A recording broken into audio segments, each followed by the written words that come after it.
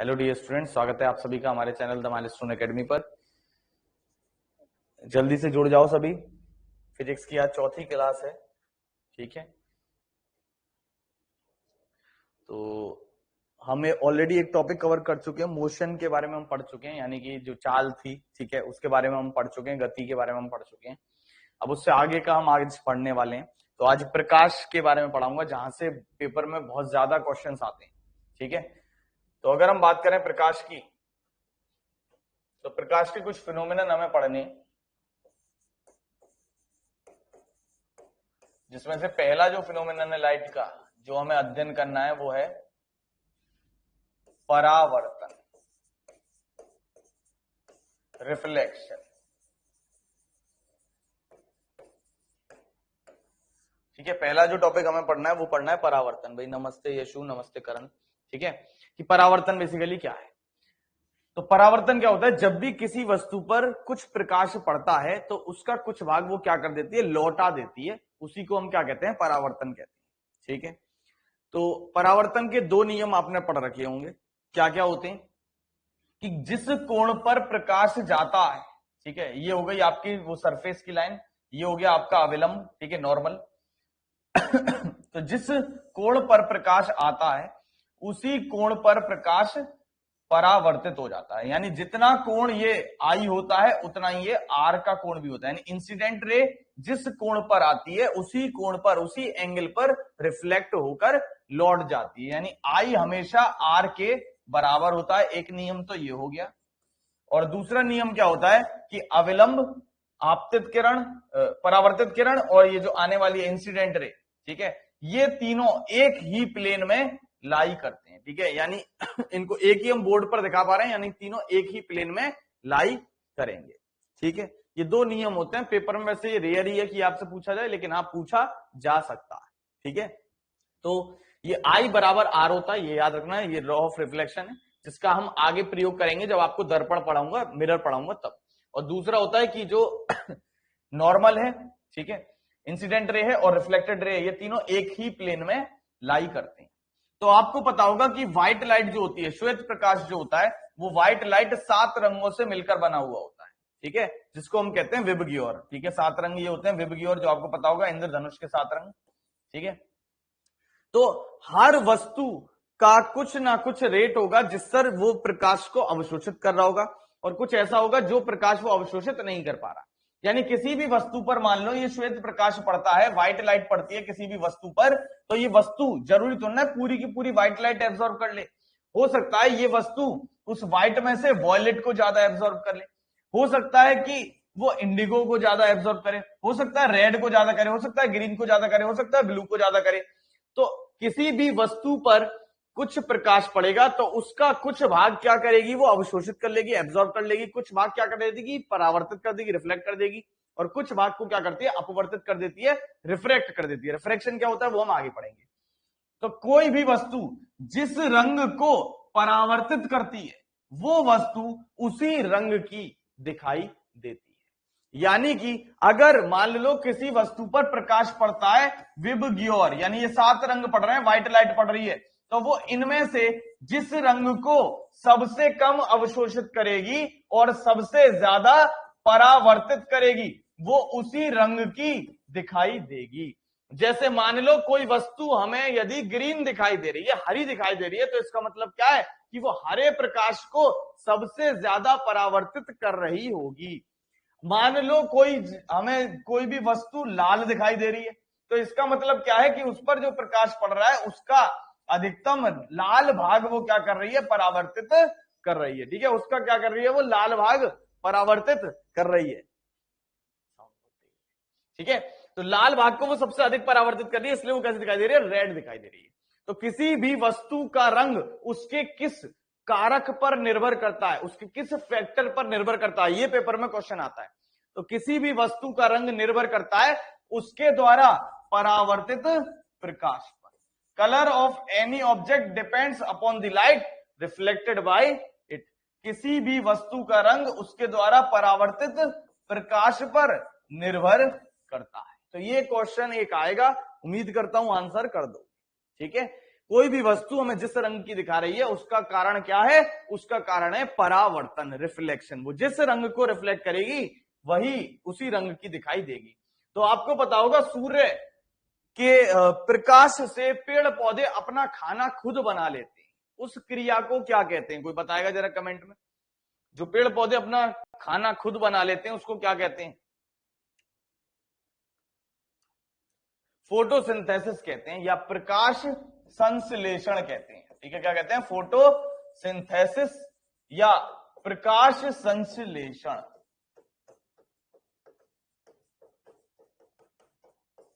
ठीक है, क्या होता है फोटोसिंथेसिस में? पेड़ पौधे कार्बन डाइऑक्साइड लेते हैं वायुमंडल से और पानी लेते हैं जड़ों के द्वारा, और सनलाइट के प्रेजेंस में क्या बना देते हैं? सनलाइट के प्रेजेंस में ग्लूकोज बना देते हैं, C6H12O6। ठीक है, ग्लूकोज का निर्माण कर देते हैं। ठीक है, और क्या छोड़ते हैं? ऑक्सीजन छोड़ते हैं। बैलेंस करेंगे तो यहां 6 आ जाएगा, तो ये बैलेंस हो जाएगी। ठीक है, और साथ में ऊर्जा का यहां पर निर्माण करते हैं, तो ये ग्लूकोज बना लेते हैं। ठीक है, तो ये क्रिया होती है फोटोसिंथेसिस। ठीक है, CO2 लेते हैं, H2O लेते हैं और क्या बना देते हैं? ग्लूकोज, खाना बना देते हैं अपने लिए। ठीक है, ऑक्सीजन यहां से रिलीज होती है। ठीक है, जो एनर्जी होती है वो ATP की फॉर्म में होती है। ठीक है, वो आपने बायो में पढ़ रखा होगा, एडिनो ट्राइफॉस्फेट। ठीक है, तो अगर क्वेश्चन ऐसे आए, एक तो कभी कभी ये रिएक्शन ही पूछ लेता है फोटोसिंथेसिस में, पेड़ पौधे क्या क्या लेते हैं, ये क्वेश्चन आ जाता है।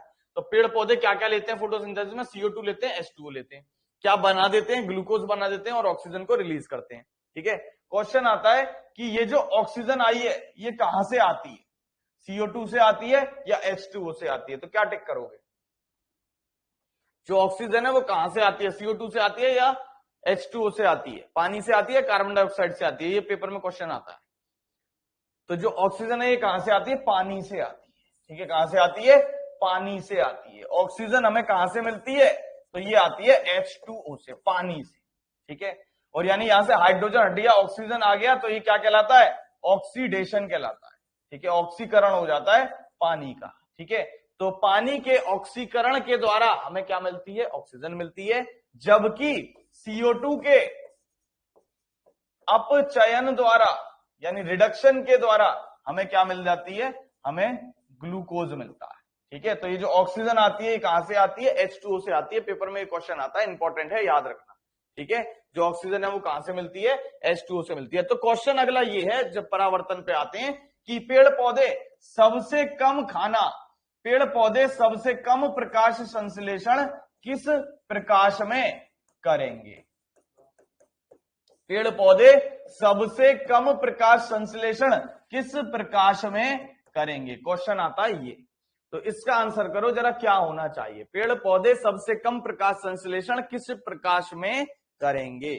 तो आंसर इसका क्या होना चाहिए, जरा सोच के बताओ। कलर आपके पास वही है, वेबग्योर वाले कलर वही 7 हैं आपके पास, वेबग्योर वाले। इनमें से कौन सा ऐसा प्रकाश होगा कि यदि वो प्रकाश पेड़ पौधों को मिलता है तो वो सबसे कम प्रकाश संश्लेषण करेंगे? सोच के बताओ जरा।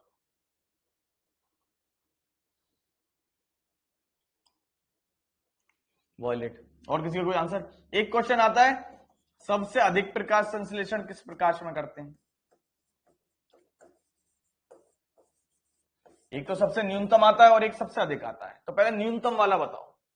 वॉयलेट, रेड, मेमेक्स। अच्छा, तो आप यही तुक्का मारोगे ना, क्या मारोगे कि इधर वाला मान लो या इधर वाला ले लो, है ना, या तो वॉयलेट होगा या रेड होगा, इधर उधर वाले पकड़ लो। तो देखो, अभी मैंने आपको कंसेप्ट बताया, क्या कंसेप्ट समझाया? कंसेप्ट समझाया कि पेड़ पौधे कैसे दिखाई देते हैं। पेड़ पौधे कैसे होते हैं? लाल होते हैं पेड़ पौधे, कैसे होते हैं बताओ? रंग कैसा होता है पेड़ पौधों का? प्रकाश संश्लेषण होता है पत्तियों में होता है, तो पत्तियां कैसी होती हैं? हरी होती है। ठीक है, हरे होते हैं, ग्रीन होते हैं, यानी कि वो ग्रीन दिख रहे हैं पेड़ पौधे, यानी कि इसका क्या मतलब है कि वो पेड़ पौधे सबसे ज्यादा किस प्रकाश को परावर्तित कर रहे होंगे? तो वो ग्रीन रंग को सबसे ज्यादा रिफ्लेक्ट कर रहे होंगे कि नहीं कर रहे होंगे? तो ग्रीन रंग को सबसे ज्यादा रिफ्लेक्ट कर रहे हैं। इसका मतलब क्या हुआ? खाना बनाने के लिए ऊर्जा को अवशोषित करना होता है या लौटाना होता है? तो ऊर्जा को एब्जॉर्ब करना होता है। तो एब्जॉर्ब सबसे कम किसको कर रहे हैं? ग्रीन को। सबसे ज्यादा परावर्तित किसको कर रहे हैं? ग्रीन को। यानी कि अगर ग्रीन लाइट इन पर पड़ती है तो वो खाने बनाने की उनकी जो प्रोबेबिलिटी होगी वो सबसे कम होगी। तो आंसर क्या हो जाएगा? आंसर हो जाएगा ग्रीन। उसका कंसेप्ट क्या यही है कि वो पेड़ पौधे कैसे दिखते हैं? हरे दिखते हैं। यानी कि सबसे ज्यादा किस प्रकाश को परावर्तित कर देते हैं? लौटा देते हैं ग्रीन को। और खाना बनाने के लिए लौटाना नहीं होता, अपने पास रखना होता है। तो ऐसी स्थिति में ग्रीन में सबसे कम प्रकाश संश्लेषण करते हैं, जबकि क्वेश्चन आता है सबसे ज्यादा किसमें करते हैं? तो इसको रट लो, या तो ब्लू में करते हैं, और ब्लू नहीं है ऑप्शन में तो रेड में करते हैं। इन दोनों में से एक में आंसर हो जाएगा, क्योंकि सबसे ज्यादा जो वो अवशोषित करते हैं, जिस प्रकाश को एब्जॉर्ब कर पाते हैं पेड़ पौधे, वो नीला रंग होता है या लाल रंग होता है। तो यदि आप पेड़ पौधों को हरा प्रकाश दोगे तो वो सबसे कम प्रकाश संश्लेषण कर पाएंगे, और अगर आप उनको नीला या लाल रंग दोगे तो वो सबसे अधिक प्रकाश संश्लेषण कर पाएंगे। ठीक है भाई, समझ में आया यहां तक? फिर मैं आगे चल रहा हूं। पहले बता दो जल्दी से, यहां तक समझ में आया? कोई डाउट तो नहीं?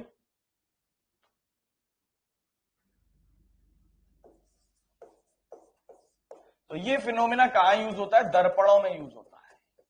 ठीक है, मिरर में प्रयोग होता है। ये फिनोमिना कहां यूज होता है? मिरर में प्रयोग होता है, दर्पणों में प्रयोग होता है। तो दर्पण में अगर हम बात करें, ब्लू करते हैं यार, वो उनकी प्रॉपर्टी है, इसमें क्यों वाली बात नहीं है। ठीक है, तो दर्पणों में हमें दो तरीके के पढ़ने हैं। एक तो पढ़ना है समतल दर्पण, प्लेन मिरर, और एक पढ़ना है गोलाकार दर्पण, जिसमें दो आ जाएंगे गोलाकार में, स्फेरिकल। स्फेरिकल में दो आ जाएंगे अवतल, जिसको इंग्लिश में कहते हैं कॉनकेव, और दूसरा उत्तल, जिसको इंग्लिश में कहते हैं कॉन्वेक्स। ठीक है, तो सबसे पहले समतल पे बात कर लेते हैं, कैसे कैसे क्वेश्चन समतल पे आएंगे। तो देखो, अगर मैं बात करूं समतल दर्पण की, तो कोई सा भी समतल दर्पण होता है, उसमें क्या होगा? एक तरफ कोई सा भी दर्पण है, समतल क्या कोई सा भी दर्पण हो, तो एक तरफ की साइड क्या होती है? पॉलिश होती है, पॉलिश। ठीक है, एक तरफ की साइड क्या होती है? पॉलिश होती है। तो क्वेश्चन ये आता है, ये पॉलिश किस धातु की होती है? कोई सा भी दर्पण है, उस पर एक तरफ पॉलिश होती है, कैसा भी हो, प्लेन हो या गोलाकार हो, तो ये पॉलिश किस धातु की होती है? तो ये होती है चांदी की, सिल्वर। ठीक है, रेड ऑक्साइड भी होती है, ठीक है, या कॉपर की भी यूज कर लेते हैं, लेकिन हाँ चांदी यूज करते हैं जनरली। ठीक है, अब वो ऐसी चांदी नहीं होती कि बहुत सारी चांदी है कि खुरच लो और माला माल हो जाओगे, चांदी मिल गई। ठीक है, बहुत बारीक परत होती है। तो जो दर्पण होते हैं, इन पर पॉलिश की जाती है, किसकी? चांदी की पॉलिश की जाती है। ठीक है, किस धातु की जाती है? चांदी की। अब यहां से क्वेश्चन क्या क्या आएगा? किसी भी समतल दर्पण के सामने कोई वस्तु रखी हुई होगी, ठीक है, तो उसका प्रतिबिंब भी बनेगा दर्पण के अंदर। तो वो प्रतिबिंब की क्या विशेषताएं होती हैं? जो इमेज बनती है प्लेन मिरर के द्वारा, उसकी क्या क्या विशेषताएं होती हैं? इनसे क्वेश्चन पेपर में आता है। अब वो सारी विशेषताएं भी पूछ सकता है और कोई सी एक भी पूछ सकता है। ठीक है, तो ये आपको पता होगा, बचपन से पढ़ते हुए आ रहे हैं कि समतल दर्पण से जितनी दूरी पर कोई वस्तु है, उतनी ही दूरी पर उसका प्रतिबिंब भी बनता है। ठीक है, यानी अगर मैं x दूरी पर हूं समतल दर्पण से, तो मेरा प्रतिबिंब भी दर्पण से कितनी दूर बनेगा? x दूरी पर ही बनेगा। ठीक है, यानी कि जिस दूरी पर आप समतल दर्पण से होगे, प्रतिबिंब की दूरी भी उतनी ही दर्पण से रहती है। इंग्लिश में इसको एक टर्म से यूज कर देते हैं, इक्वी डिस्टेंट, यानी डिस्टेंस बराबर होता है प्रतिबिंब का भी और वस्तु का भी। दूसरा क्वेश्चन, आकार कैसा होता है? जनरल है ये तो यार, ड्रेसिंग टेबल को अपने आप को सामने देख लो, 10 बार निहारते होगे तैयार वैयार होके, जब भी कभी शादी वादी में जाओगे तो कैसा प्रतिबिंब बनता है?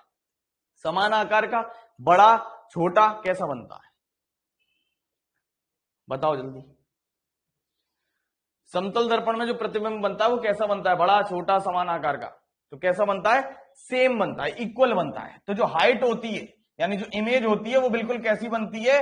वस्तु के जैसी ही बनती है। इमेज की जो हाइट होती है वो बिल्कुल कैसी होती है? ऑब्जेक्ट की हाइट के बराबर होती है। ठीक है, जितनी वस्तु की लंबाई है उतनी ही प्रतिबिंब की लंबाई भी होती है।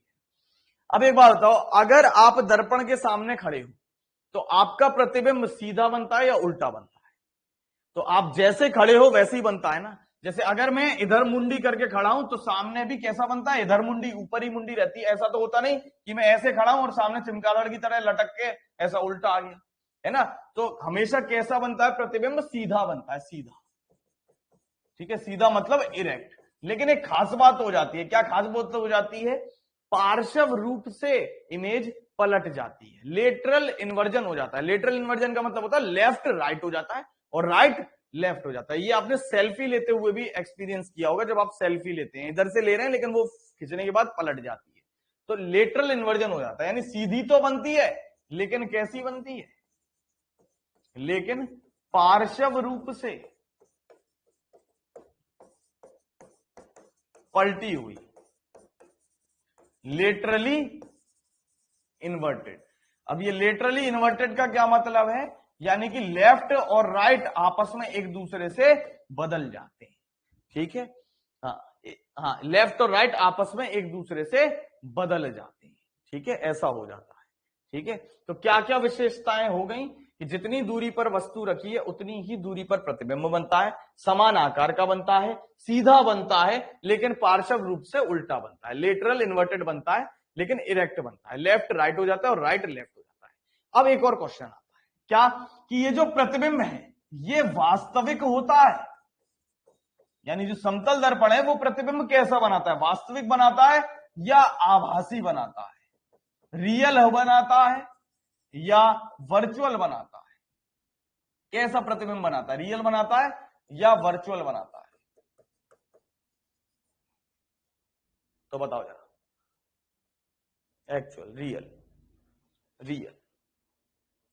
तो कोई बताएगा रियल प्रतिबिंब का क्या मतलब है, मतलब रियल प्रतिबिंब क्या होता है, रियल इमेज क्या है? कोई सा एक बता दो, आभासी क्या होता है या वास्तविक क्या होता है? तो आपने आंसर किया है, वरना ऐसी तुक्का मार रहे हो। कोई आंसर करेगा कि रियल क्या होता है और वर्चुअल क्या होता है? अच्छा, रियल मतलब होता है सेम टू सेम। अच्छा अच्छा, एक जैसा बने वो रियल, सेम साइज। अच्छा अच्छा, तो देखो भाई, ये आपने परिभाषा ही गलत पढ़ रखी है कि रियल क्या होता है और वर्चुअल क्या होता है। ठीक है, क्योंकि ये जो प्रतिबिंब इमेज बनाता है वो आभासी होती है, वर्चुअल होती है। तो अब जरा समझ लो कि आभासी प्रतिबिंब क्या है और वास्तविक प्रतिबिंब क्या है। तो देखो, हम जनरली क्या सोच रहे थे, वास्तविक प्रतिबिंब मतलब ये होगा कि जैसा मैं दिख रहा हूं वैसा ही सामने प्रतिबिंब बन जाए। जैसे आईने में मैं अपने आप को देख रहा हूं तो ऐसा नहीं कि उल्टा चमगादड़ लटकी हुई मिल जाए मेरे को, है ना, या इच्छाधारी नाग की तरह उसमें आईने में देख रहा हूं तो नागिन दिख रही है। ठीक है, हाँ, तो ऐसा नहीं है। आभासी या वास्तविक में क्या अंतर है, तो वास्तविक प्रतिबिंब वो होता है, रियल इमेज वो होती है जिसे पर्दे पर लिया जा सके, which we can get on screen, पर्दे पर लिया जा सके, ऐसा प्रतिबिंब जिसे आप पर्दे पर, पर्दा मतलब स्क्रीन, स्क्रीन पर शो कर सकते हो, उसको हम वास्तविक प्रतिबिंब कहते हैं। ठीक है, ऐसा प्रतिबिंब जिसे आप स्क्रीन पर, पर्दे पर शो कर सकते हो उसको हम क्या कहते हैं, वास्तविक प्रतिबिंब कहते हैं। और अगर आप उस पर्दे पर नहीं दिखा सकते उसे तो वो कैसा हो गया, वो हो गया आभासी। तो जरा खुद सोचो, वर्चुअल हो गया, तो जरा खुद सोचो, समतल दर्पण में क्या मैं इस इमेज को किसी पर्दे पर ले सकता हूं? पर्दे का मतलब है बाहर कहीं नहीं ले सकता, क्योंकि ये जो प्रतिबिंब है ये दर्पण के अंदर बनता है, आईने के अंदर बनता है। बचपन में नाटक देखा हो, आहट आता था सोनी पे, तो उस पर दिखा देते थे कि वो आईने से उसने अंदर खींच लिया, तो ये अंदर बनता है। वास्तविक प्रतिबिंब वो होता है जो दर्पण के बाहर बने, यानी जिधर वस्तु रखी है वहीं पर प्रतिबिंब बन जाए, तो उसको हम क्या कहते हैं, उसको वास्तविक कहते हैं। जबकि ये दर्पण के अंदर बनता है, इसे किसी स्क्रीन पर शो नहीं कर सकते, तो ये कैसा प्रतिबिंब है, आभासी। एक और ट्रिक है, ये तो डेफिनेशन हो गई, डायरेक्ट डेफिनेशन से क्वेश्चन आते हैं। वास्तविक प्रतिबिंब क्या है, ऐसा प्रतिबिंब जिसे पर्दे पर लिया जा सकता है, आभासी क्या है, जिसे पर्दे पर नहीं लिया जा सकता। कैसे याद रखो, तो देखो, जब भी प्रतिबिंब आभासी बनेगा तो वो हमेशा सीधा बनता है, ये चीज हमेशा लागू रहेगी।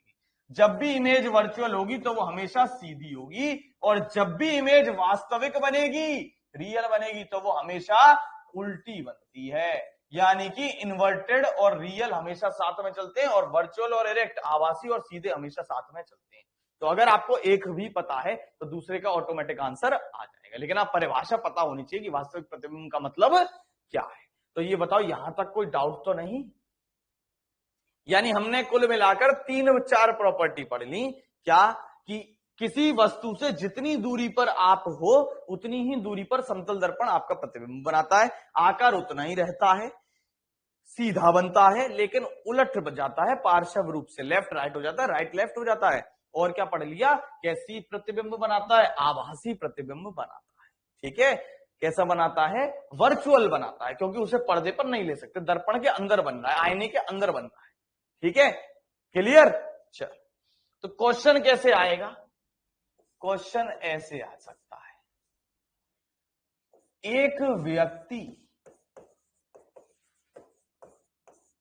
समतल दर्पण से 10 सेंटीमीटर की दूरी पर खड़ा है। ठीक है, 10 सेंटीमीटर की दूरी पर खड़ा है प्लेन मिरर से एक व्यक्ति। ठीक है,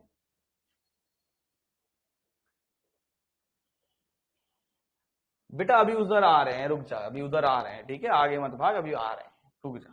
ठीक है, इसमें सेंटर फोकस कुछ नहीं होता बेटे, वो स्फेरिकल में होता है, और स्फेरिकल में अभी हम आए नहीं, अभी हम प्लेन मिरर की बात कर रहे हैं। ठीक है, तो एक व्यक्ति समतल दर्पण से 10 सेंटीमीटर की दूरी पर खड़ा है। ठीक है, क्वेश्चन ये है, यदि वह दर्पण के पास 2 सेंटीमीटर आ जाता है तो उसके और प्रतिबिंब के बीच की दूरी क्या होगी? बताओ, बड़ा आसान सा सवाल है।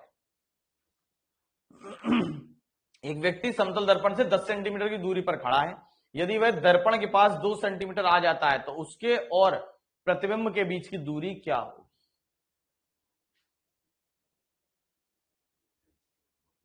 यदि वह दर्पण के पास 2 सेंटीमीटर आ जाता है, नहीं 2 सेंटीमीटर पास आ गया, पहले 10 सेंटीमीटर था, फिर 2 सेंटीमीटर पास आ गया, यह है क्वेश्चन। तो आंसर क्या हो जाएगा? करण 16, प्रियंका 16। और किसी का कोई आंसर? बहुत आसान सा सवाल है, ऐसे ही सवाल आएंगे फिजिक्स में भाई। और किसी का कोई आंसर? बाकी लोग तो देखो, पहले 10 सेंटीमीटर था, 2 सेंटीमीटर नजदीक आ गया, यानी अब व्यक्ति और दर्पण के बीच में कितनी दूरी हो गई? 8 सेंटीमीटर हो गई। और मैंने बताया जितनी दूरी पर दर्पण होता है वस्तु से उतनी ही दूरी पर प्रतिबिंब बनता है दर्पण से। तो 8 पे वो खड़ा है और 8 सेंटीमीटर दूर ही दर्पण से प्रतिबिंब बनेगा। तो वस्तु और प्रतिबिंब के बीच की दूरी कितनी हो जाएगी? 8 और 8 16 सेंटीमीटर हो जाएगी। ठीक है भाई, 16 सेंटीमीटर हो जाएगी। ठीक है भाई, बाकी लोग पता नहीं क्या कर रहे हो, लेकिन इन दोनों ने सही आंसर दिया। एक और क्वेश्चन है, एक लड़की समतल दर्पण के ओर, एक लड़की समतल दर्पण की ओर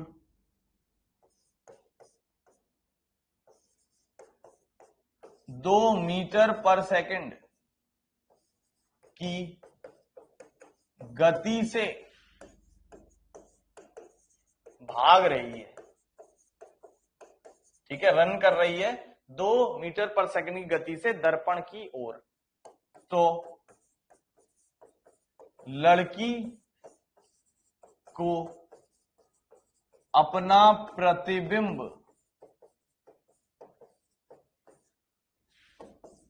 किस गति से चलता हुआ नजर आएगा? बताओ भाई। तो लड़की को अपना प्रतिबिंब किस गति से चलता हुआ नजर आएगा? बताओ भाई। एक लड़की समतल दर्पण की ओर 2 मीटर पर सेकंड की गति से भाग रही है तो लड़की को अपना प्रतिबिंब किस गति से चलता हुआ नजर आएगा। ठीक है, तो यहीं पर गड़बड़ हो जाती है। ठीक है, ये अच्छा क्वेश्चन है क्योंकि इसमें थोड़ा सा दिमाग लगा के आंसर आएगा। लड़की एक दर्पण की तरफ 2 मीटर पर सेकंड की गति से भाग रही है तो उसका प्रतिबिंब भी किस गति से भागेगा, 2 मीटर पर सेकंड की गति से भागेगा। लेकिन आंसर 2 नहीं होगा, आंसर क्या होगा, आंसर होगा 4। क्यों? क्योंकि लड़की को थोड़ी ना अपनी गति पता चल रही कि मैं किस गति से भाग रही हूं। मैं अपने रेस्पेक्ट में हमेशा रेस्ट पर रहता हूं, चाहे मैं भाग रहा हूं चाहे ना भाग रहा हूं, क्योंकि मेरी गति मेरी तुलना में हमेशा 0 रहेगी। मैं अपने से ही अगर हमेशा तुलना करूं तो मैं चाहे भाग रहा हूं चाहे रुका हुआ हूं, मैं हमेशा मेरी गति मेरे रेस्पेक्ट में 0 है। तो यहां पर पूछा है ये भाग रही है तो ये खुद के हिसाब से थोड़ा भाग रही। जैसे आप बस में बैठे हो तो बस में आप चल रहे होते हो, लेकिन नहीं, आप क्या कहते हो, आपको क्या दिखता है कि पेड़ पीछे जा रहा है ना, ऐसे ही तो दिखता है। बस में आप थोड़ी ना चल रहे, आप तो बैठे हो बस में गद्दी पे, आप नहीं चल रहे, लेकिन बस तो चल रही है, यानी आप चल रहे हो, बाहर वाला नहीं चल रहा है। तो वही चीज यहां पर है, ये खुद चल रही है तो इसका प्रतिबिंब भी 2 से चल रहा है, लेकिन इसके रेस्पेक्ट में इसका प्रतिबिंब एक्चुअल में किस रफ्तार से आ रहा होगा, 4 मीटर पर सेकंड की रफ्तार से आ रहा होगा। तो इस क्वेश्चन का आंसर हो जाएगा 4। यही गड़बड़ हो जाती है पेपर में, हम 2 टिक कराते हैं।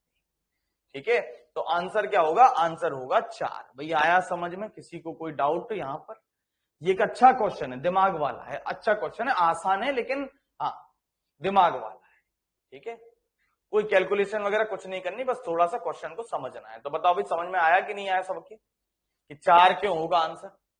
क्योंकि यहां क्या पूछा था, लड़की को अपना प्रतिबिंब, यानी रेस्पेक्ट क्या है, लड़की है, तो ये चल रही है 2 की इस दिशा में, ये चल रहा है 2 इस दिशा में, यानी -2। किसी से भी कंपैरिजन करते हो तो ऐसे ही तो करते हो, तो गति क्या हो जाएगी, 4 हो जाएगी।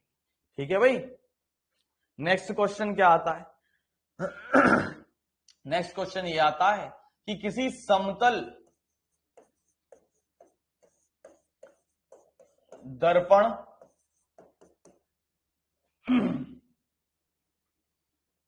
की कम से कम लंबाई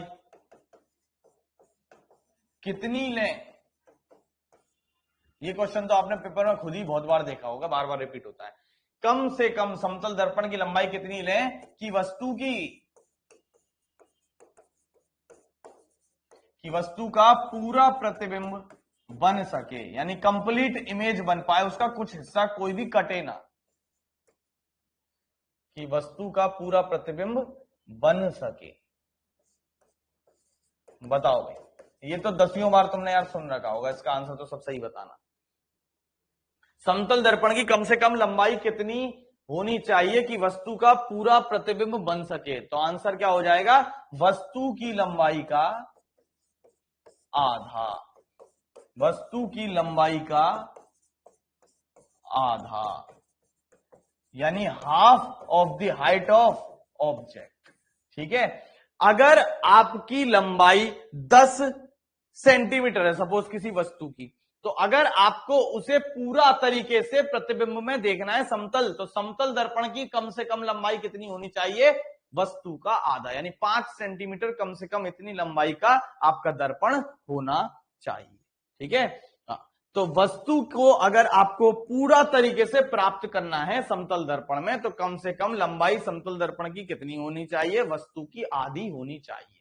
अब यहां पर आपको वैल्यू करके भी दे सकता है या डायरेक्ट भी दे सकता है। ठीक है, कह दे कि 1 मीटर की वस्तु है, उसकी बताओ कितनी कम से कम हाइट हो, 1 मीटर को आप डिवाइड कर दोगे, यानी हाफ मीटर लंबाई कम से कम चाहिए। ठीक है, एक और कैसे क्वेश्चन आता है, दो समांतर बिटवीन 2 पैरेलल प्लेन मिरर्स, 2 समांतर समतल दर्पण के बीच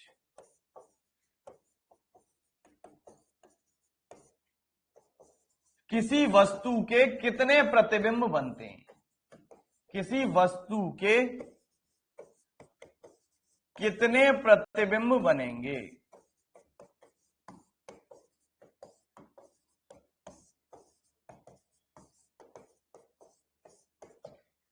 एक क्वेश्चन ये आता है, ये भी पेपर में बार बार आता है और ये बड़ा आसान सा सवाल है। तो कितने बनते हैं? इनफाइनाइट बनते हैं। वेरी गुड, अनंत बनेंगे। अगर मैं दो पैरेलल प्लेन मिरर ले लूं ऐसे करके और इसके बीच में एक वस्तु रख दूं तो इसके अनंत प्रतिबिंब बनेंगे। इसका इसमें, इसका इसमें, इसका इसमें, इसमें इसमें इसमें, एक के पीछे एक बनते रहेंगे। कितने बनेंगे? अनंत प्रतिबिंब बनेंगे। ठीक है, दो समांतर, दो पैरेलल प्लेन मिरर ले लूं और उसके बीच किसी वस्तु को रखूं तो उसके प्रतिबिंब कितने बनते हैं? अनंत बनते हैं। तो ये 3-4 क्वेश्चन है जो समतल दर्पण से पूछे जाते हैं। ठीक है, कि इस तरीके से कि दूरी पूछ सकता है दर्पण प्रतिबिंब के बीच, या भागवा सकता है, या इस तरीके से आ सकता है क्वेश्चन, या इस तरीके से आ सकता है। अब बात आती है समतल दर्पण का प्रयोग कहां कहां है, इसके यूज क्या है, समतल दर्पण का प्रयोग कहां कहां करते हैं। तो कहां कहां इसका प्रयोग है? तो शेविंग मिरर होता है, ठीक है, या सिंपल ड्रेसिंग टेबल का जो होता है, ठीक है। शेविंग का अगर बड़ा वाला है तो ये होता है, छोटे वाले जो आते हैं गोल गोल वाले तो वो अवतल होते हैं, वो आगे बताऊंगा। ठीक है, तो ड्रेसिंग टेबल में यूज कर लेते हैं इसको। और बाकी जहां पर भी आपका सिंपल सादा दर्पण है घर में जनरली हम यूज करते हैं, ठीक है, ड्रेसिंग टेबल। और इसका जो इंपॉर्टेंट यूज है किसी उपकरण में, वो कहां पर है? तो किसी उपकरण में कहां है? हाँ, बार्बर की दुकान पर, बिल्कुल। उपकरण में एक उपकरण होता है पेरिस्कोप, इसमें इसका प्रयोग किया जाता है। ये इंपॉर्टेंट है सवाल कि पेरिस्कोप में कौन सा दर्पण होता है, ये क्वेश्चन आता है। तो जनरली हम क्या सोचते हैं कि अवतल या उत्तल में से ही कोई होगा, क्योंकि जनरली वो यूज करते हैं, लेकिन नहीं, इसमें समतल दर्पण होता है। पेरिस्कोप क्या होता है? तो आपने मूवीज वगैरह देखी होंगी, उसमें जो पनडुब्बी होती है, पनडुब्बी, सबमरीन, तो पनडुब्बी में आपने देखा होगा एक इस तरीके की और जो आपकी जहाज होते हैं उन पर नजर रखने के लिए एक इस तरीके की ऊपर की तरफ निकली जाती है पनडुब्बी से। ठीक है, तो इस पनडुब्बी में से जब आपको स्पाई करना होता है, क्योंकि पनडुब्बी क्या, जहाज जो पानी के अंदर है, तो उससे आपको ऊपर की तरफ देखना होता है कि कोई अटैक तो नहीं करने वाला। तो इस तरीके से ऐसे ऐसे कर करके देखते हैं कि कोई इधर से उधर से आ तो नहीं रहा है। तो इसमें क्या होता है, प्रकाश हमेशा सीधा चलता है ऐसे करके, तो हमेशा सीधा चलता है, तो यहां पर एक दर्पण लगा देते हैं 45 डिग्री के कोण पर। तो उससे क्या होता है, ये प्रकाश जो आ रहा है ये यहां से रिफ्लेक्ट हो जाता है, इधर जाएगा। फिर एक दर्पण इधर लगा देते हैं 45 डिग्री के कोण पर, तो वो परावर्तित हो गया, फिर इधर लौट जाता है। तो यहां से प्रकाश जो है इधर का आपको इधर तक दिख जाता है, क्योंकि अगर सीधा लेते तो प्रकाश इधर आता ही नहीं, अगर यहां कुछ नहीं लगाते तो बंद हो जाता है, क्योंकि प्रकाश हमेशा सीधा चलता है, टेढ़ा मेढ़ा नहीं चलता है प्रकाश। ठीक है, तो पेरिस्कोप जो होता है उसमें भी हम किसका प्रयोग करते हैं? समतल दर्पण का प्रयोग करते हैं। ठीक है, और ये पेरिस्कोप कहां यूज करते हैं? पनडुब्बियों में होता है। कार्टून वगैरह में भी देखा होगा आपने, ठीक है, सबमरीन में यूज करते हैं, तो इसको याद रखना इसका प्रयोग कहां पर है। ठीक है भाई,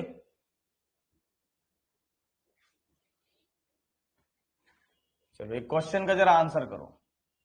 ये दो दर्पण रखें, ठीक है, दो दर्पण है किसी कोण पर रखें, ये ए दर्पण है और ये बी दर्पण है। ठीक है, ये ए है और ये बी है। कोई प्रकाश आ रहा है इस दर्पण पर, ठीक है, किस कोण पर आया? ये मान लो 30 डिग्री पर आया, ठीक है, और ये इधर से परावर्तित हुआ और परावर्तित होकर ऐसे ही लौट आया। तो बताओ इन दोनों दर्पणों के बीच का कोण कितना होगा? ठीक है, क्वेश्चन है, ये प्रकाश आ रहा है, ठीक है, दो दर्पण रखें किसी कोण पर ए और बी, ठीक है, कोई प्रकाश आया जो बी से टकराया 30 डिग्री के कोण पर, फिर ये इससे परावर्तित हुआ और ए से टकराकर परावर्तित हो गया उसी दिशा में जिस दिशा में गया था। तो बताओ थीटा कितना होगा? ऑप्शन है आपके पास 30 डिग्री, 60 डिग्री, 90 डिग्री या 120 डिग्री। सॉरी, बताओ 60। किसी और का कोई आंसर?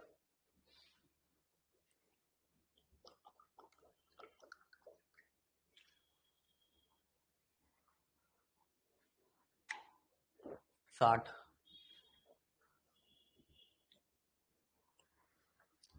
अच्छा, कैसे निकाल लो 60? कैसे आएगा 60? कौन सा फॉर्मूला लगाया है जो ये 60 आंसर निकाल दिया तुमने?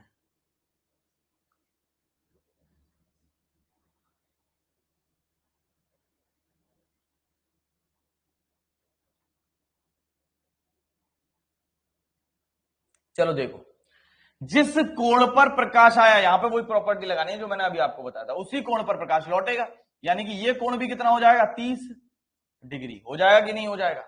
अब यहां जो इंपॉर्टेंट बात है वो क्या है कि प्रकाश जिस कोण पर गया उसी कोण पर लौट आया।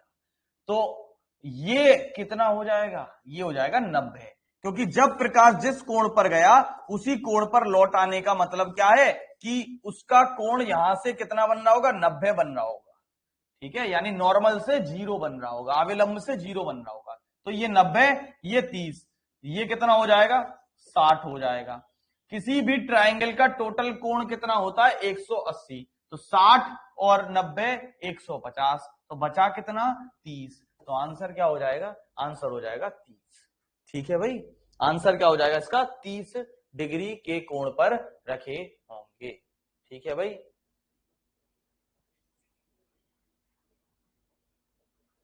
ठीक है। तो ये हो गया आपका समतल दर्पण। अब एक फॉर्मूला होता है जिसको हम कहते हैं मिरर फॉर्मूला। यहां से न्यूमेरिकल क्वेश्चन आते हैं, ठीक है, जो आपने शायद देखी हो कि अगर इतनी दूरी पर वस्तु रखी है तो बताओ प्रतिबिंब कितनी दूरी पर बनेगा। तो मिरर फॉर्मूला नाम का एक फॉर्मूला होता है जिसको हम कहते हैं 1/f बराबर 1/v प्लस 1/u, जहां f क्या होता है? f होता है फोकस दूरी, फोकल लेंथ, v होता है प्रतिबिंब की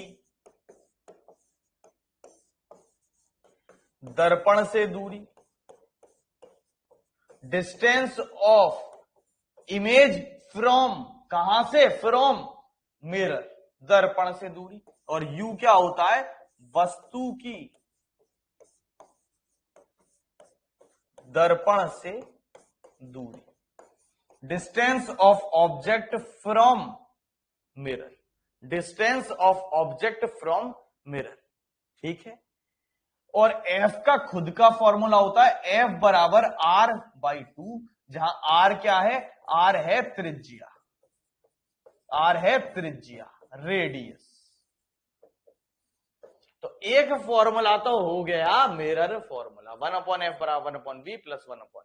एक और फॉर्मूला होता है जिसको कहते हैं आवर्धन, मैग्निफिकेशन, एम से रिप्रेजेंट करते हैं आवर्धन, मैग्निफिकेशन। जनरली पेपर में आवर्धन से प्रश्न आते हैं क्योंकि इससे वन लाइनर क्वेश्चन बन जाते हैं बहुत ज्यादा।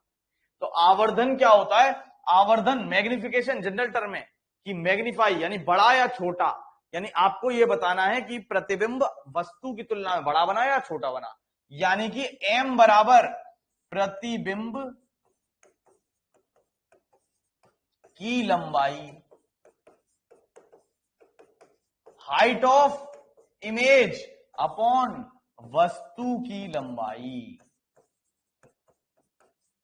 अपॉन वस्तु की लंबाई, यानी हाइट ऑफ ऑब्जेक्ट। और m का एक और फॉर्मूला होता है -v/u। ठीक है, m का एक और फॉर्मूला होता है -v/u।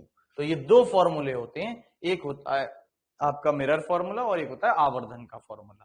ठीक है, मिरर फॉर्मूले से आप फोकस दूरी या प्रतिबिंब की दूरी या वस्तु की दूरी निकालते हो, और आवर्धन से आप लंबाई का पता लगा सकते हो। ठीक है, सिंपल। तो क्वेश्चन बताओ फिर।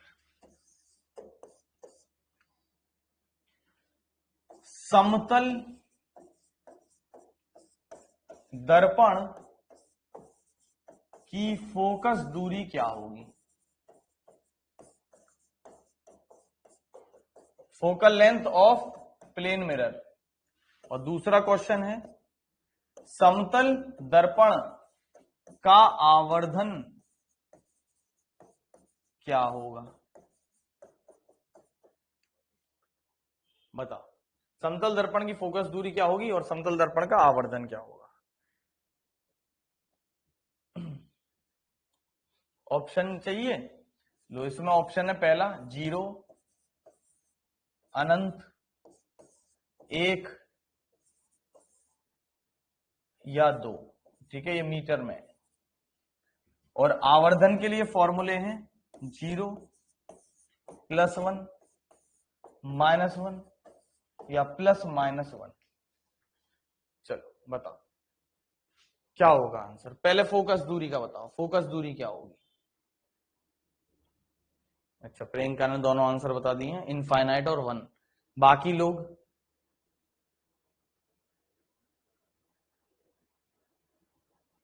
लोग बताओ भाई, समतल दर्पण की फोकस दूरी क्या होगी और समतल दर्पण का आवर्धन क्या होगा। आवर्धन मतलब मैग्निफिकेशन, मैग्निफिकेशन, आवर्धन मतलब मैग्निफिकेशन, एम लिख तो रहा है, एम मैग्निफिकेशन।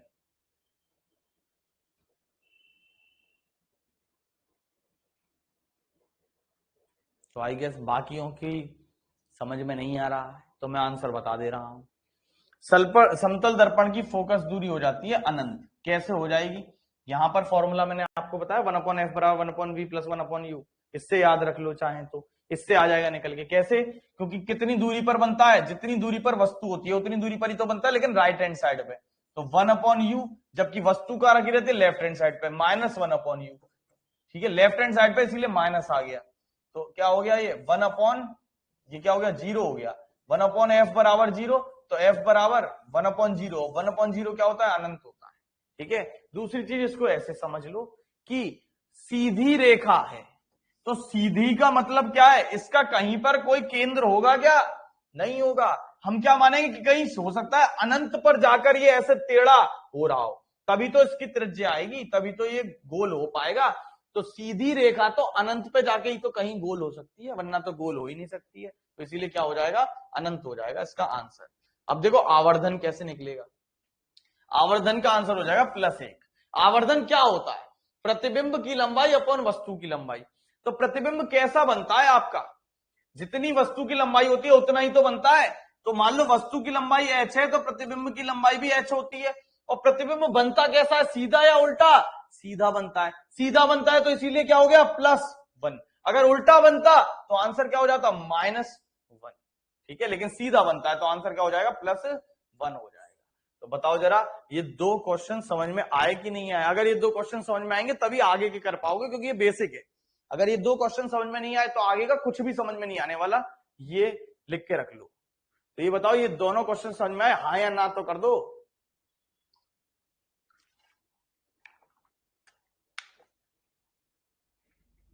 वीडियो तो बेटा सही चल रही है यहां, समझ में आ गए। चल, तो आगे बढ़ते हैं और समझते हैं। तो ये भाई आवर्धन बड़ा इंपॉर्टेंट चीज है। एम, मान लो कि एम की वैल्यू, यहां से हमें क्या मिला, एम बराबर I/O था ना। आई क्या था, प्रतिबिंब की लंबाई अपॉन वस्तु की लंबाई।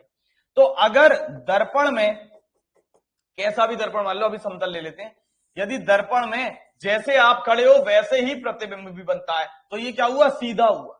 लेकिन अगर आप ऐसे खड़े हो और प्रतिबिंब बन जाता है ऐसे, तो इसको हम क्या कहते हैं, उल्टा कहते हैं। इसको हम क्या कहते हैं, उल्टा कहते हैं।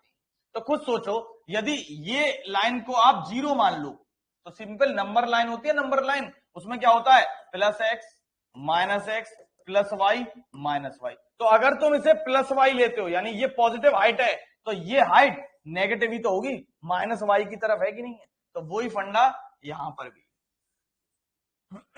तो यदि m की वैल्यू नेगेटिव है, तो ये क्या दर्शा रहा है, यदि m की वैल्यू नेगेटिव है तो ये क्या दर्शाएगा कि प्रतिबिंब वस्तु जैसा सीधा बनेगा या उल्टा बनेगा, बताओ भाई।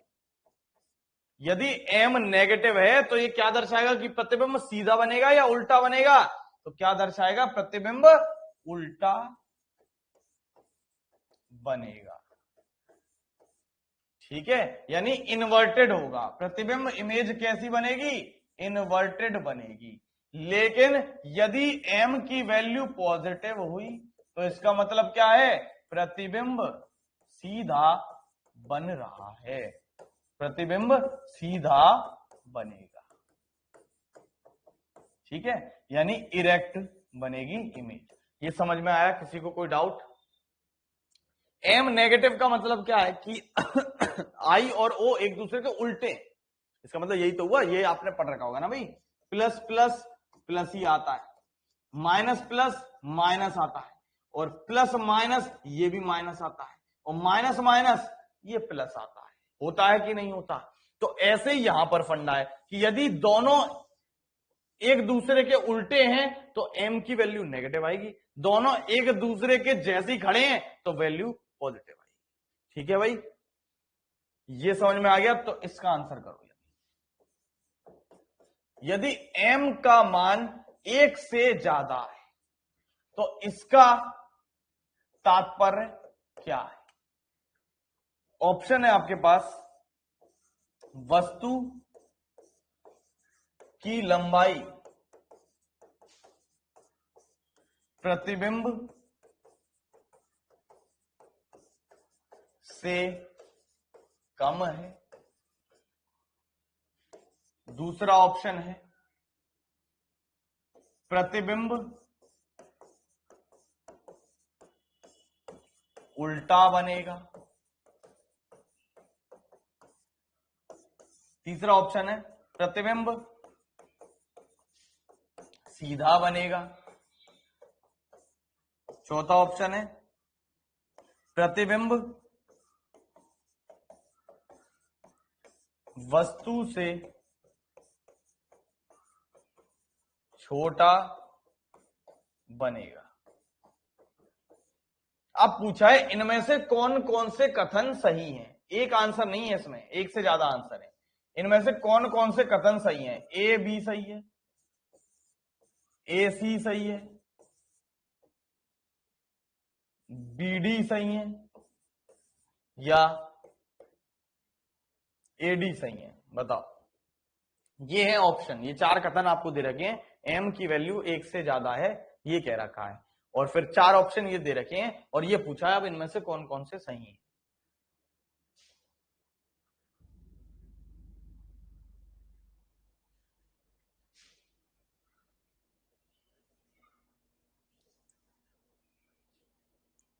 बताओ भाई।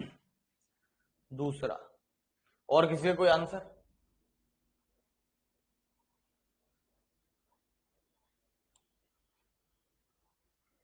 सोचो बाकी लोग, क्योंकि बाकी लोग आंसर नहीं करोगे तो कोई फायदा नहीं है भैया क्लास लेने का, फिर तुम्हारे पेपर में भी ऐसे ही गोल आएगा फिर, क्योंकि कोई मतलब ही नहीं बनता फिर।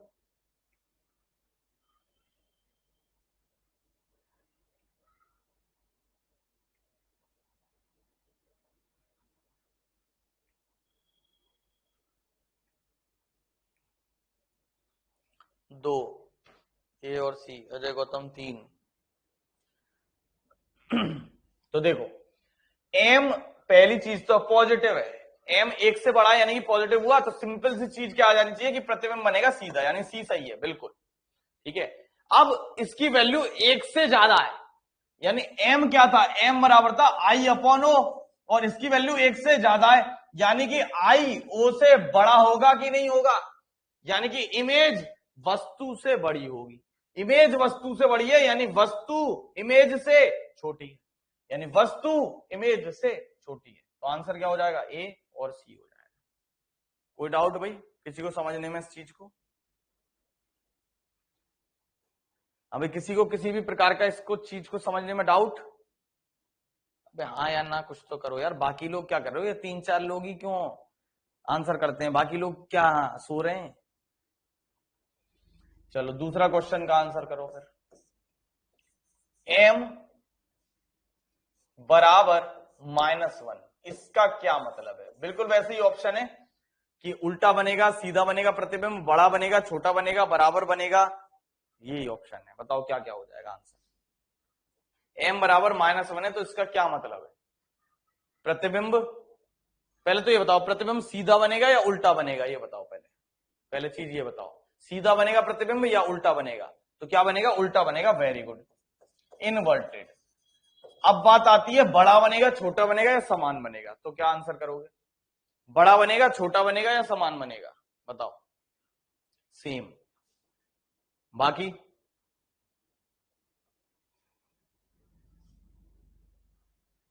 सेम।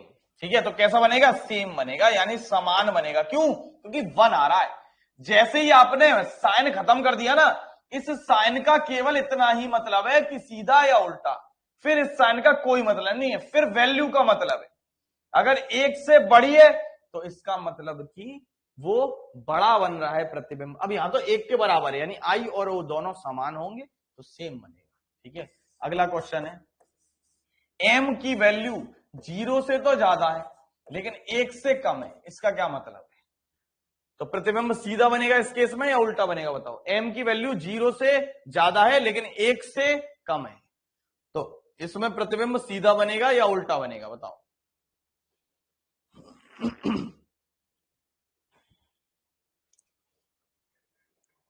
नहीं बनेगा।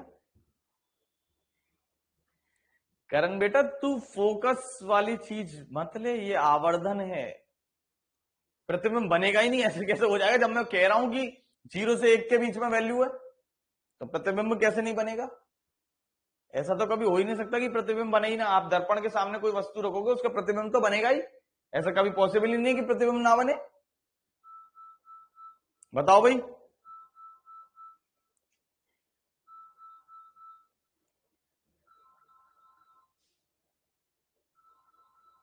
उल्टा।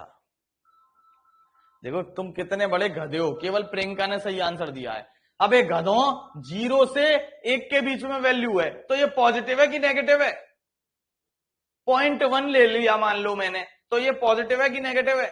0.2 ले लिया, पॉजिटिव है कि नेगेटिव है? अबे पॉजिटिव ही तो है, 0 से ज्यादा है और 1 तक है तो पॉजिटिव है। तो गधों, पॉजिटिव जब है तो पॉजिटिव का मतलब क्या होता है? पॉजिटिव मतलब होता है सीधा। पॉजिटिव मतलब क्या होता है? सीधा, इरेक्ट। पता नहीं क्या कर रहे हो तुम, मैथ भी नहीं आती लो तुम्हें, मैथ मैथ मैथ करते रहते हो, तो मैथ नहीं समझ में आ रही। बताओ। अब बात आती है छोटा बनेगा या बड़ा बनेगा, तो m की वैल्यू 1 से कम है, तो m की वैल्यू 1 से कम का मतलब क्या हुआ? Image height is less than object height. बिल्कुल, वेरी गुड भाई। बताओ जल्दी क्या आंसर होगा? प्रियंका के अलावा और कोई आंसर दो। इसका जो हाइट होगी प्रतिबिंब की, वो वस्तु से कम होगी या ज्यादा होगी?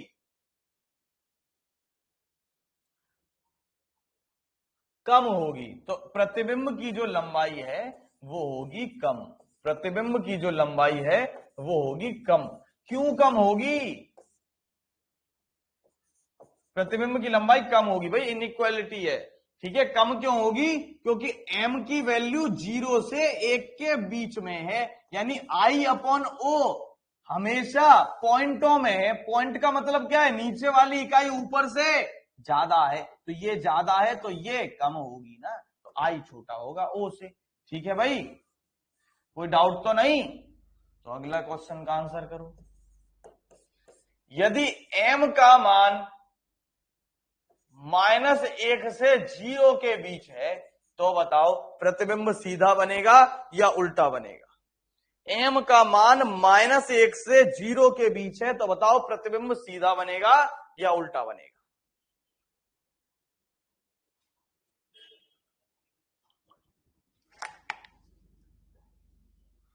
तो कैसा बनेगा? उल्टा बनेगा। वेरी गुड, इस बार सबने सही आंसर किया। उल्टा बनेगा, इन्वर्टेड बनेगा। बिल्कुल सही, बहुत बढ़िया। बड़ा बनेगा या छोटा बनेगा ये बताओ? प्रतिबिंब बड़ा बनेगा या छोटा बनेगा, ये है असली क्वेश्चन। बताओ। चलो, माइनस प्लस तो आपको समझ में आ गया, अब ये बताओ प्रतिबिंब बड़ा बनेगा या छोटा बनेगा?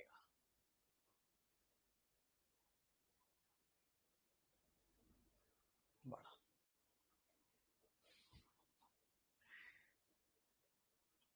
ये फिजिक्स है, फिजिक्स। छोटा। इस बार करण ने सही आंसर दिया है, प्रियंका आपका आंसर गलत है। मैंने बताया आपको, जैसे ही आपने ये जान लिया कि उल्टा या सीधा है, तो ये साइन की वैल्यू खत्म हो जाती है, ये साइन हो जाता है खत्म। तो जब ये साइन हो गया खत्म, तो ये वही क्वेश्चन हो गया कि नहीं हो गया जो पीछे था? m की वैल्यू 0 से 1 के बीच में है, तो जब 0 से 1 के बीच में m की वैल्यू होगी तो आंसर क्या हो जाएगा? कि छोटा बनेगा। प्रतिबिंब कैसा बनता है? छोटा बनता है। प्रतिबिंब कैसा बनेगा? प्रतिबिंब बनेगा छोटा, स्मॉल। समझ में आया या नहीं आया? बेटा ग्रेटर नहीं है, वो असल में माइनस में साइन था ना, तो उस चीज को रिप्लेस, अगर ये माइनस हटा दूं तो फिर अब इसको रिप्लेस करना पड़ेगा। m is greater than 0 but less than 1 हो जाएगा ना फिर ये माइनस हटने के बाद, वरना ये तो इक्वेशन बन ही नहीं सकती ना। 0 से कम है और 1 से ज्यादा है, ये तो गड़बड़ हो जाएगी ना।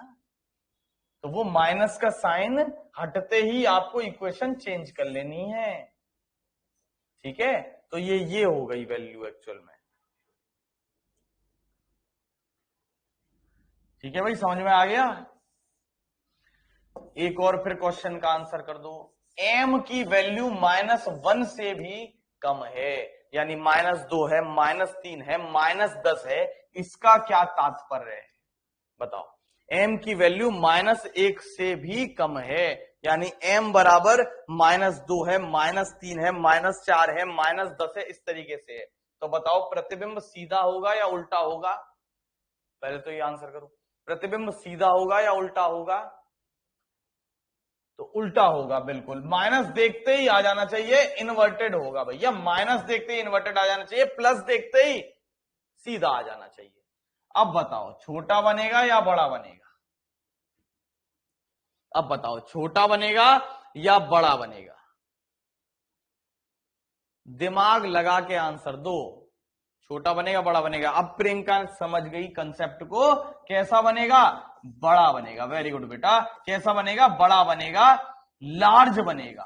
क्यों बनेगा बड़ा? अरे माइनस साइन हटाते ही ये हो गया m 1 से बड़ा है। -1 से छोटा का मतलब ये है कि m बराबर -2, m बराबर -3, तो माइनस हटते ही क्या हो गया? m बराबर 2, m बराबर 3, अरे बड़ा हो गया, बड़ा। तो इसका क्या मतलब हो गया? बड़ा बनेगा। कैसा बनेगा?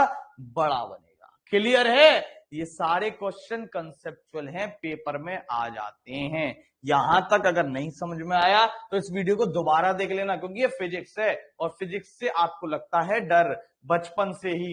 10th तक भी नहीं पढ़ी थी, 11th 12th में तो फिर बाप आ जाता है फिजिक्स का, तो वो तो बिल्कुल भी नहीं समझ में आती, तो आपको लगता है डर। तो डरना नहीं है, इस वीडियो को एक बार रिपीट करके देख लेना, बहुत आसान है फिजिक्स। फिजिक्स में आंसर अगर आपको समझ में आ जाती हैं चीजें तो बहुत आसान है, मैथ से बहुत इजी है। मैथ से आपको डर लगता होगा, इससे मत डरो, ठीक है। तो समझ में आ गया? एक बार और रिपीट करके देख लेना अगर समझ में नहीं आया तो। कल पढ़ाऊंगा इससे आगे का, यानी आपको स्फेरिकल मिरर पढ़ाऊंगा। आज हो गया हमारा समतल खत्म, ठीक है। तो कल मिलते हैं, आज के लिए रखते हैं इतना, ठीक है। इसको रिपीट करके एक बार और देख लेना अगर समझ में ना आया हो बाकियों के तो, ठीक है। ओके भाई, थैंक यू।